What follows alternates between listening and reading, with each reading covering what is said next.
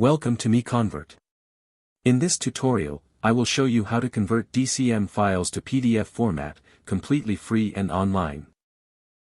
Open your browser and search for DCM to PDF MiConvert.com. Click on the first result to go straight to the converter. You are now on the DCM to PDF converter page.